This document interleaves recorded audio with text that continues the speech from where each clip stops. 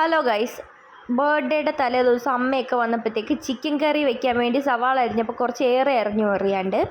അപ്പോൾ ഞാൻ വന്നിട്ട് എക്സസ് വന്നത് എടുത്ത് ഫ്രിഡ്ജിൽ വെച്ചിട്ടുണ്ടായിരുന്നു. അങ്ങനെ ചെയ്യാൻ പാടില്ല, എന്നാലും വന്നിട്ട് കളയാൻ പാടില്ലല്ലോ.